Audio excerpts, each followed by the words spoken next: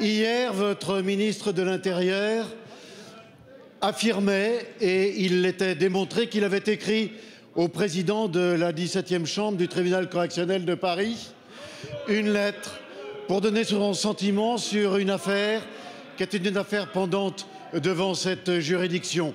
Il l'a fait sur papier en tête du ministère, sous le timbre du ministère et sous sa signature de ministre de l'Intérieur.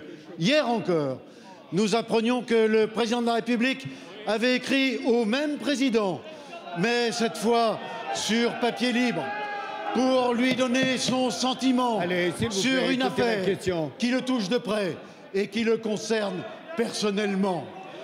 Ce matin, nous avons appris que Madame le garde des Sceaux, qui parraine une association, avait usé de son influence pour qu'une plainte déposée par cette association soit suivie des faits. Monsieur le Premier ministre, ce faisant, vous le savez, vous violez les dispositions de l'article 64 de la Constitution qui doit garantir l'indépendance des juges et les dispositions de l'article 16 de la Déclaration des droits de l'homme et du citoyen. Monsieur le Premier ministre, qu'avez-vous fait des promesses électorales de Monsieur François Hollande? La promesse 53, je n'interviendrai pas sur la justice. Moi, président de la République, je laisserai libre cours aux affaires judiciaires. Monsieur le Premier ministre, quand vous, votre gouvernement et votre exécutif cesserez de rentrer dans les prétoires des tribunaux correctionnels? Merci. La parole est à Madame Taubira, garde des Sceaux, ministre de la Justice. Allez, on retrouve son calme et on écoute la réponse de la garde des Sceaux. Monsieur le Président. S'il vous plaît. Allez. S'il vous plaît. Mesdames, Messieurs les députés. Je vous rappelle que c'est le gouvernement qui décide du ministre qui répond à la question posée par le député. S'il vous plaît. Allez.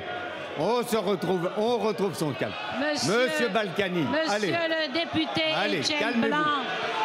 Allez. Monsieur le député Étienne Blanc, vous ne devriez pas abuser ainsi de votre immunité parlementaire pour importer dans cet hémicycle des ragots que vous seriez bien en peine de démontrer.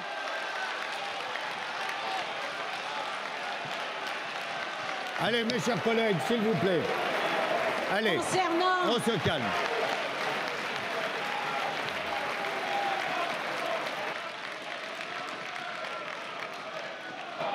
Allez.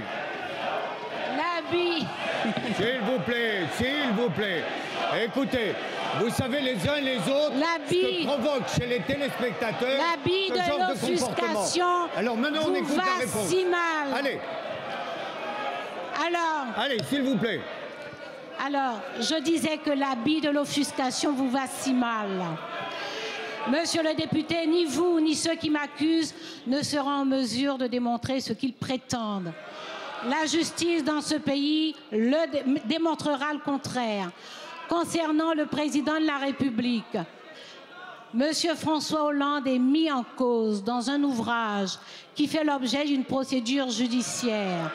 Monsieur François Hollande, personne privée, est tout à fait fondé à communiquer à la justice sa version que le juge prendra en compte ou non et que les parties interpréteront à leur façon. Et tout cela se tiendra en audience publique. Vous en jugerez en temps utile. Patientez simplement quelque peu. Merci, Madame la garde des Sceaux.